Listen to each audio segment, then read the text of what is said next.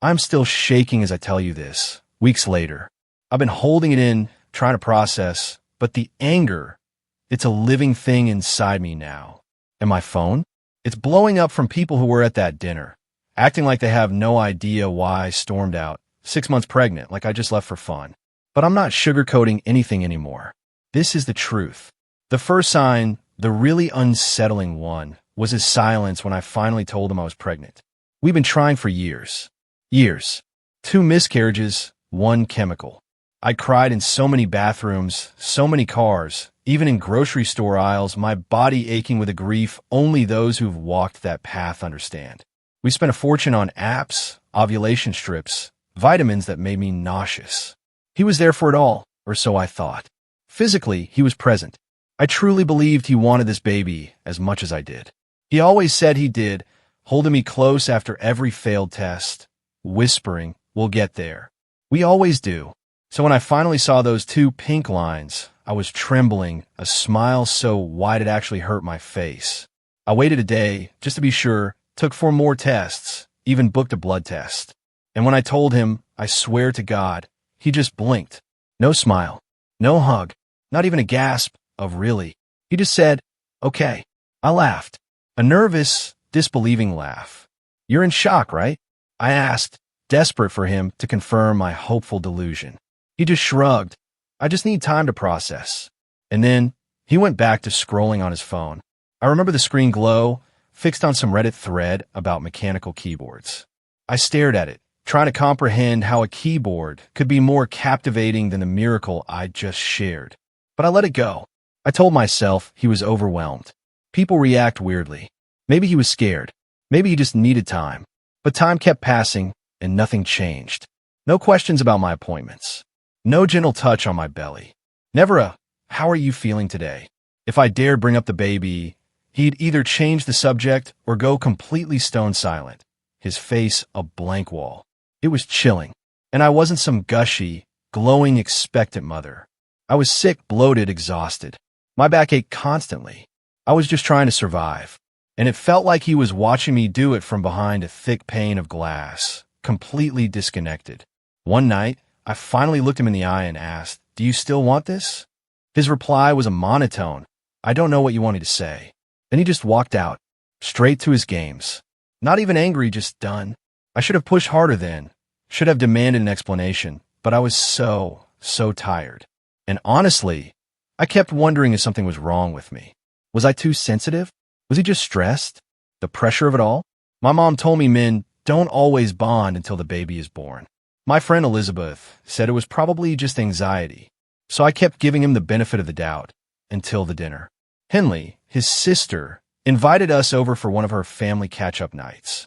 You know the type. Everything's a photo op, every meal a food blog post, queen of hospitality, but with a subtle edge. Her husband was whatever. The kids were loud but harmless. Even his mom was there, which was rare. She usually avoids drama. Now, I think she was there intentionally. I wore a dress I hadn't fit into in ages, my bump finally showing just enough to be undeniably cute. I curled my hair. I felt good. I even thought, foolishly, maybe this would be the night Brandon would finally snap out of it. Seeing me happy, surrounded by family, maybe it would make it real for him. I was so incredibly naive. We arrived, and the awkwardness hit immediately. Henley opened the door, took one look at me, and the first thing out of her mouth was, "Wow, you're finally showing." I was starting to think it was a fake pregnancy or something. Then she just laughed, like it was the funniest joke. I forced a smile and walked past her. Brandon said nothing, not a single word to defend me, not even a quiet, "Don't say that." We sat down. Small talk. Wine was poured, not for me, obviously. They started talking about some trip they were planning for next year, and Henley, with that same smug smile, chimed in, "Guess you won't be able to come, with a baby and all." And Brandon, my husband, looked at her and said, or without, depending on how things go. And then he laughed. A cold, dismissive laugh. My blood ran cold. I looked at him, and he just looked away, refusing to meet my eyes. I remember my hands were in my lap, and I was pressing my fingers so hard into my thighs, just trying to keep from screaming. Then, the topic of baby names came up. I hadn't told anyone my ideas yet, but I mentioned just one that I liked. Henley snorted. That sounds like a stripper name. Again, I said nothing. I just looked at Brandon, waited, begged him silently with my eyes to say something, anything. He didn't even flinch. And then he said it. I swear to God, these were his exact words. We don't even know if it's mine. Ever heard of cheating in DNA tests? His mom went pale. Henley burst out laughing, and I just froze. My entire body locked up. Then Henley, truly evil, added, "That kid's doomed with her as a mother." I felt like I was watching a movie, a horror film, where I was the main character. None of it felt real. I looked around the table. No one said a word. No one told them to stop. Not a single soul. Slowly, I put down my fork. I pushed my chair back, the scrape of it loud in the sudden silence. I stood up, walked around the table, and looked directly at him. My voice was steady, even though my insides were screaming. "You're right," I said. "This child doesn't deserve a father like you." And then I turned and I walked out. No one followed me. No one called my name. I got to the car, got in, and drove home. I haven't seen him since. That was 3 weeks ago. He texted once, claiming I overreacted, that he was joking and trying to lighten the mood. I didn't reply. His mom texted too, apologizing for things getting tense and suggesting family dinners can be stressful. She asked if I'd clear the air over lunch. I blocked her number. My own mom? She was furious. Said if she'd been there, she would have flipped the whole damn table. She offered to come stay with me, and I think I'm going to let her. Because the thing is, I'm not sad. Not one bit. I am blindingly angry. How dare he treat me like this? After everything we went through, the years of trying, the loss, the agonizing pain. How dare he act like this baby is a burden, or worse, a weapon to use against me, humiliating me in front of his laughing family. I am carrying our child, and he made a mockery of it. So no, I'm not sad. I'm utterly done. I'm going to raise this baby without him. I'm going to build a life that doesn't include a man who jokes about DNA tests and sits silent while his sister attacks me. I don't care if that makes me a single mom or whatever label people want to use. This baby will never have to wonder why their mom stayed with someone who treated her like she was disposable. And Brandon? He can sit with his pathetic jokes and his echoing silence and wonder why the room feels so empty now. That's the part that still haunts me. How quiet it got when I stood up. Like they all knew, deep down, that I was the only one brave enough to say what needed to be said. And now I'm making plans. I have an appointment next week to talk about all my options, legally, financially, everything. I don't want advice. I don't want to give him a chance or hear he might change. I just needed to say this out loud. I'm not going back. And if he ever wants to see me or this baby again, he better be ready to beg. Because I'm not letting this go. Not this time. Okay, so if you read my last post, you already know what went down at that dinner. The one where Brandon humiliated me in front of his entire family while I was 6 months pregnant. The one where his sister laughed and practically called my kid doomed. The one where he made that disgusting crack about the baby not even being his. Yeah, that dinner. I walked out and I meant it. I was done. I cut off all contact. Blocked his number, blocked his mom, blocked his demon sister. I packed a bag and moved in with my cousin Christy, who had a spare room, a mattress on the floor, and a working air fryer. And I started trying to figure out what the hell my next move was going to be. I was still pregnant, still tired, still alone, but honestly, it was weirdly peaceful. Then he showed up. Not right away, not even that first week. But about 10 days later, I started noticing weird stuff.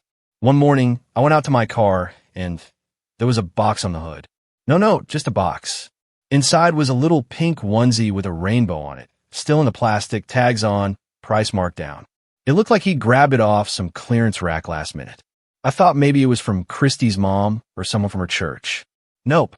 The next day, a folded piece of paper was taped to my front door. It just said, "I miss you. Please talk to me." No name, but I recognized the handwriting instantly. He used to scribble lists on the back of receipts and leave them on the counter. Same weird capital R. I didn't say anything. I just let it sit there. Then came the crib. A huge, obnoxious box left right outside the apartment door. No note this time, just a box. It was one of those fancy convertible cribs that grows with your child or whatever. I Googled the model number. It was expensive. Like, seriously? You're dropping hundreds on a piece of furniture now, when you couldn't manage to not insult our child's very existence in front of a table full of people who laughed along with you. I dragged the box inside and left it unopened in the hallway. Christy raised her eyebrows, but she didn't say a word. I think she could tell I was holding back something nuclear. And then, the worst part, he showed up in person. I just gotten off a video call with my insurance rep, trying to figure out how the hell to register my upcoming birth without listing him as the father. The whole thing is hellish, by the way. I was walking downstairs to throw out some trash, and there he was, standing awkwardly by the mailboxes like he was waiting for a package. He was holding a paper bag with handles, some kind of stuffed animal poking out the top. I stopped dead in my tracks. He looked up, saw me, and visibly flinched. And I swear this is what he said. "I just wanted to give you this and talk if you're not too busy." Like I was just casually waddling around at almost 7 months pregnant with nothing better to do than humor the man who made a joke about cheating and DNA tests at a family dinner. I told him to leave. He said, "No, just 5 minutes." Just to explain. I said, "No," again. Then he muttered something under his breath, loud enough for me to hear, about how I was being dramatic and cold, and how he was trying to make things right. And that's when I lost it. I walked right up to him, grabbed the bag from his hand, and threw it in the trash bin next to us. I told him he doesn't get to rewrite what happened. He doesn't get to show up with overpriced furniture and toys and act like he just reacted badly, and now we're just going to pretend none of it happened. He said he was sorry, said he was just scared, said he was overwhelmed, said he didn't mean it, said he thought I would get over it. I looked him dead in the eye. "What exactly did you think I was going to get over?" I asked. "The part where you said maybe the baby wasn't yours, or the part where you stayed silent while your sister called me a joke of a mother?" He stammered. "It was a bad night. Everyone was drinking. People say dumb things when they're nervous." I reminded him. "No one was drunk, Brandon. It was a Tuesday. Your sister served lemonade and sparkling water. Your mom drove home after. There was no alcohol at all." He blinked, like he'd forgotten. He tried to touch my arm. I stepped back, recoiling. And then, this is where it flipped from pathetic to absolutely infuriating. He said, "I already told my mom we're working it out. She's expecting to come visit when the baby's born. I just thought we could keep this private for now, so it's not a whole thing." I swear, my jaw actually dropped. "You told your family we were back together?" I asked. He nodded, like it was just a normal thing, the logical next step. I slapped him. Not hard, not out of pure rage, but more like pure, utter disbelief. My hand moved before my brain even caught up. I slapped him, then I turned around, walked back upstairs, slammed the door, locked it, and sat on the floor for 10 minutes just blinking into space. By the way, if you've made it this far, still reeling from the shock of it all, please make sure to hit that subscribe button. More unbelievable stories are coming, and you don't want to miss them. A couple days later, Elizabeth called me. She'd run into Henley. Yes, that Henley. And Henley apparently started talking like absolutely nothing had ever happened. Said she was so excited for the baby. Said she was glad things were smoothing out. Said she knew Brandon would come around eventually. And just like that, it clicked. Now I knew what the crib, the onesie, the stuffed animal were really about. It wasn't about me. It wasn't about the baby. It was about optics. About saving face. About making sure he still looked like the golden boy who got his act together and made it work with his baby. Mama, I was absolutely fuming. So, I did what I should have done the second that crib showed up. I dragged it back down, all the way to his mother's house. Yes, I did. I strapped the massive box into Christie's car with bungee cords and drove it right over. Didn't even send a text. I just knocked on the door and waited. His mom opened it, looking surprised. "Oh, hi," she said. "You look well." I just stared at her. "Is Brandon here?" I asked. She said, "No, he's at work." I just said good. And then, I'll never forget this, I pushed the enormous box inside the doorway, walked in, and said, just returning the lie he sent me. She looked completely confused. "What do you mean?" she asked. I leveled my gaze at her. "Your son told you we were working it out. We are not, and we will not be.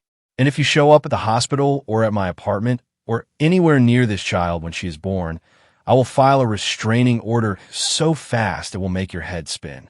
I turned to leave, and she said quietly, almost pleading, "You're making this harder than it has to be." And I just laughed. A real, genuine laugh, because that's the thing, right? Women like me are always making it harder, always overreacting, always too emotional or too angry when we don't let people get away with treating us like garbage. I walked out, slammed the door behind me. I haven't heard from him since. Not directly, anyway, but I know he's still trying to spin the story. I heard from a mutual acquaintance that he's telling people I had a hormonal breakdown and that he forgives me even though I lashed out.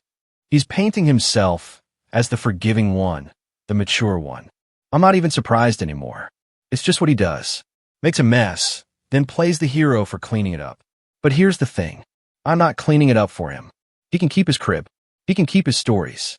He can keep pretending this baby was ever about him. Because the truth is, he never wanted to be a dad. Not really. He liked the idea of it, the role, the image. But the second it became real, the second it involved sacrifice or discomfort or, God forbid, accountability, he folded. And now he's trying to glue the mask back on, but I already saw his true face. I'm getting closer to my due date now. I have a plan. I have support. Elizabeth is going to be with me when I go into labor. Christy already packed a bag for the hospital. We are figuring it out. Okay, so I know I said I was done with him after the whole crib stunt and that fake reconciliation lie. And I was. But what happened after that? Yeah, no one could have prepared me for it. My daughter was born in early spring. She came a little early, but she was healthy, with wide, curious eyes and a little wrinkle between her eyebrows, like she was already suspicious of the world. Christy was with me in the delivery room.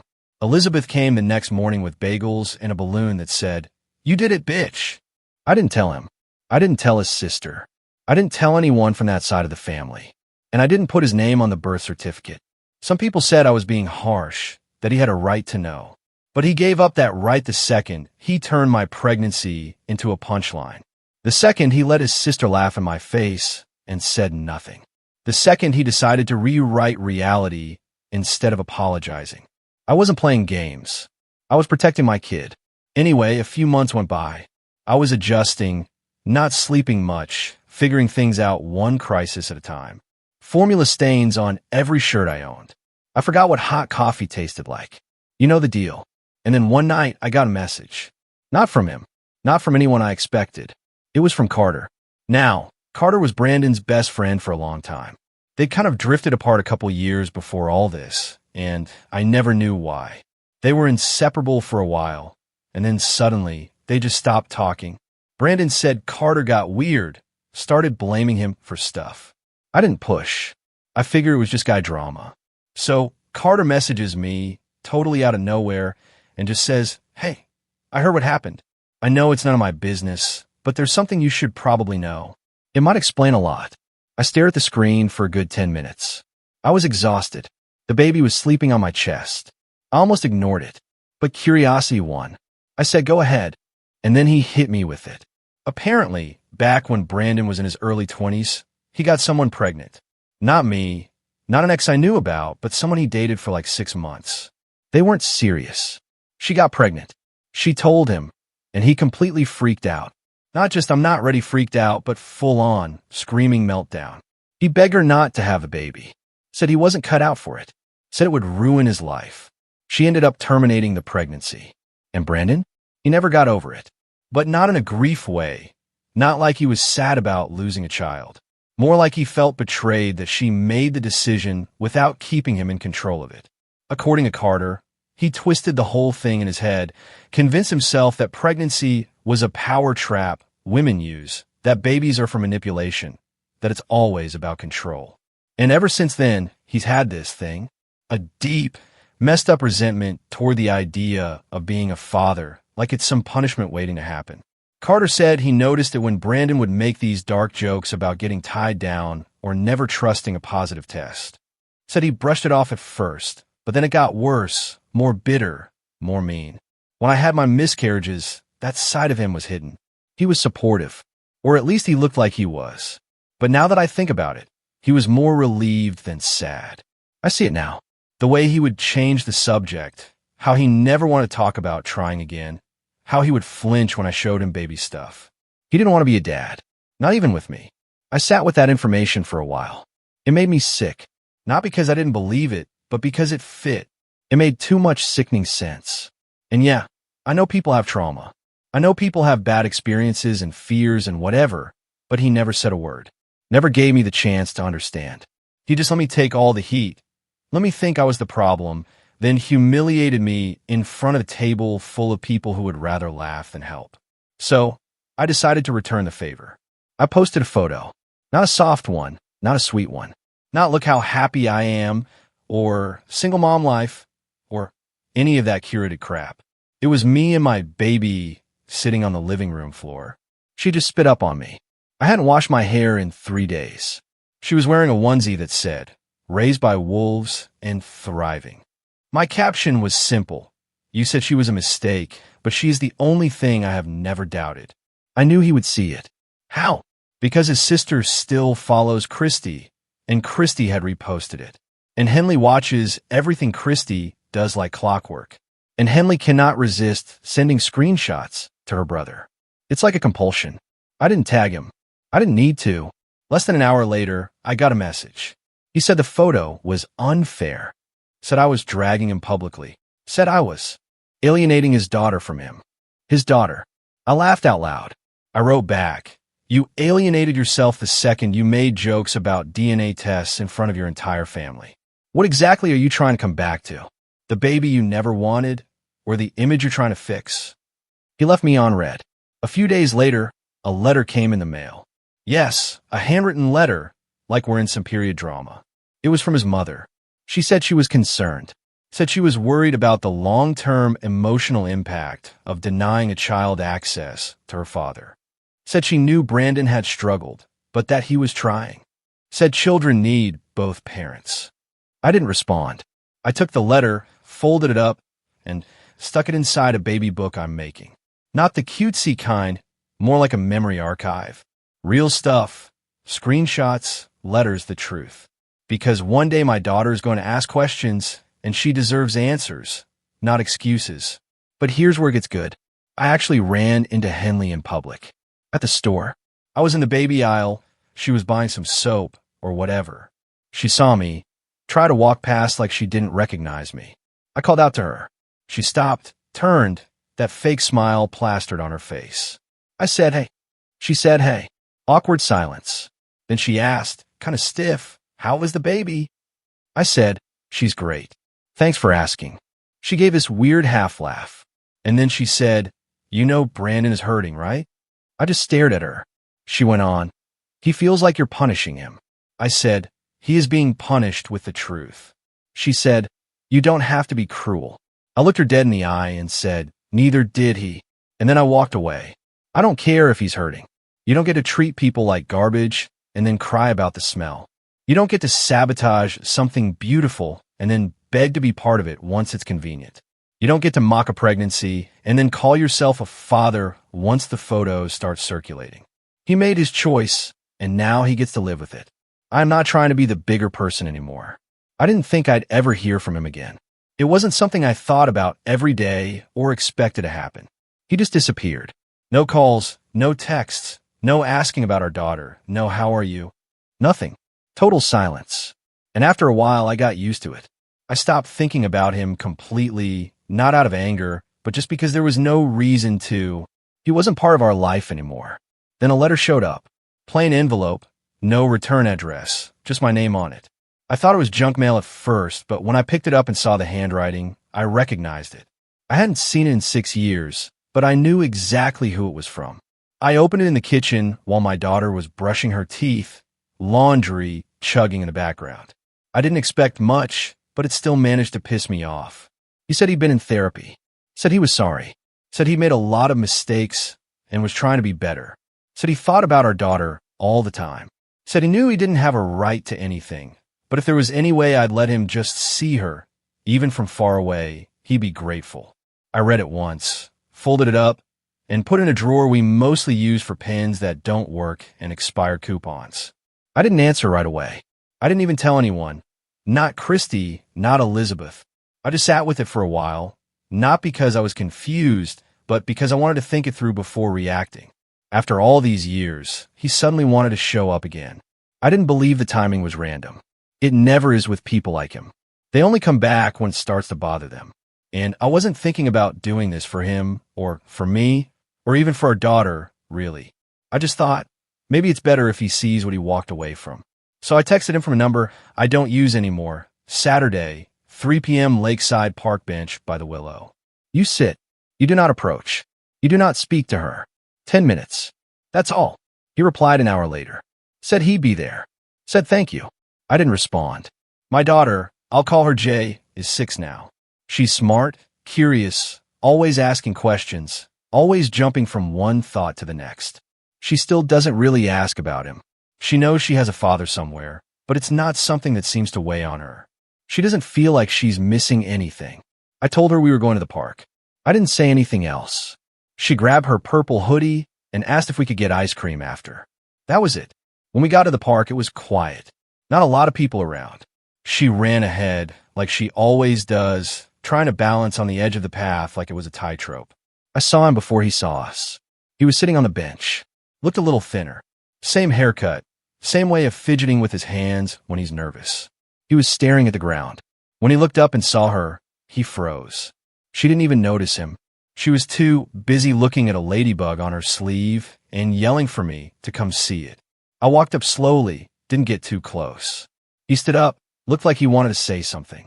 I stopped a few feet away and told him quietly that this was his one chance, and he needed to remember what he said all those years ago. I reminded him he was the one who said he didn't want her, that he said it wasn't his, that he made jokes in front of his family and watched them laugh while I sat there pregnant with the child he was already rejecting. I told him that I didn't care if he had changed, that it didn't matter what he felt now. He left. He stayed gone, and she grew up without him. And she's fine. He didn't argue, didn't say anything, just looked like he was trying not to fall apart. Jay ran back to me, holding a rock that she said looked like a potato. She smiled, told me she wanted to keep it as a pet rock. I said okay. She asked if we could get ice cream now. I said yes. We started walking away, and she waved at him without thinking. Just a polite wave, the way she does with strangers. I looked at him one last time and said, "You've seen her. That's more than you earned. Don't contact us again." Then we left. He didn't follow. I don't know what he thought would happen. Maybe he thought seeing her would change something. Maybe he thought she'd recognize him somehow. Maybe he thought I would. But she didn't. And I didn't. He missed everything. 6 years of firsts. 6 years of scraped knees, birthday parties, bedtime stories, weird art projects, jokes that only make sense to her. 6 years of real life. He missed it all. And now he has to live with that. I don't feel sorry for him. I don't forgive him. I don't hate him either. There's just nothing left there. Not for me. Not for her. He got exactly what he gave us. Nothing. I didn't need to yell at him. I didn't need to cry. I didn't need to explain myself. I didn't need to prove anything. He saw her, and he saw that she's okay. Better than okay. She's happy, loved, full of her own ideas and her own world. And he's not part of it. And he never will be. The only thing he gets to hold on to now is the image of her walking away.